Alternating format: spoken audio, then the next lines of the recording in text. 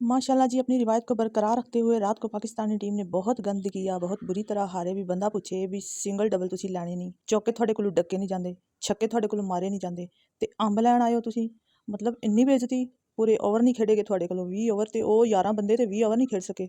ਬਈ ਬੰਦਾ ਕਰੇ ਤੇ ਕਰੇ ਕੀ, ਜਾਵੇ ਤੇ ਜਾਵੇ ਕਿਹੜੇ ਪਾਸੇ, ਇੰਨੀ ਬੇਇੱਜ਼ਤੀ। ਮੈਂ ਤਾਂ ਕਹਿੰਦੀ ਹਾਂ ਵੀ ਇਹ ਸਾਰੀ ਟੀਮ ਨੂੰ ਕੱਢੋ ਤੇ ਫੌਜੀ ਇੱਥੇ ਲਿਆਓ, ਫੌਜੀ ਭਰਤੀ ਕਰਵਾਓ। ਇੱਥੇ ਮੈਦਾਨਾਂ 'ਚ ਜਿਹੜਾ ਨਾ ਜਿਗਰੇ ਵਾਲੇ ਬੰਦੇ ਖੇਡਦੇ ਨੇ, ਕਿਉਂਕਿ ਫੌਜੀ ਜਿੱਥੇ ਟ੍ਰੇਨਿੰਗ ਕਰਦੇ ਨੇ ਨਾ, उस ग्राउंड के बाहर लिखा होता है भी यहाँ पर कमज़ोर दिल और कमज़ोर जिगरा रखने वालों की एंट्री मना है। तो मैदानों में तो फिर जिगरे वाले ही लड़ते हैं और जिगरे वाले ही जीत कर आते हैं। पूरी टीम आउट हुई है तो इन्ना गुस्सा नहीं आया जिन्ना उस उस्मान तारक के आउट होने ते मैनूं गुस्सा आया।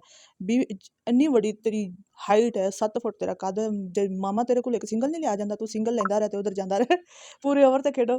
ਇੰਨੀ ਬੇਇੱਜ਼ਤੀ। ਖੁਦਾ ਹੀ ਹਦਾਇਤ ਦੇਵੇ ਪਾਕਿਸਤਾਨੀ ਟੀਮ ਨੂੰ ਤੇ ਇਹਨਾਂ ਦੇ ਸਿਲੈਕਟਰਾਂ ਨੂੰ, ਜਿਹੜੇ ਇਹਨਾਂ ਨੂੰ ਸਿਲੈਕਟ ਕਰਦੇ ਨੇ। ਤੇ ਹਰ ਵਾਰੀ ਇਹਨਾਂ ਨੇ ਇੰਡੀਆ ਕੋਲੋਂ ਹਾਰਨਾ ਹੁੰਦਾ। ਅਸੀਂ ਕਹਿੰਦੇ ਹਾਂ ਸਾਰੀ ਦੁਨੀਆ ਕੋਲੋਂ ਹਾਰ ਜਾਓ, ਪਰ ਇੰਡੀਆ ਕੋਲੋਂ ਜਿੱਤ ਜਾਓ। ਇਹ ਸਾਰੀ ਦੁਨੀਆ ਕੋਲੋਂ ਜਿੱਤ ਜਾਂਦੇ ਨੇ ਤੇ ਇੰਡੀਆ ਕੋਲੋਂ ਹਾਰ ਜਾਂਦੇ ਨੇ।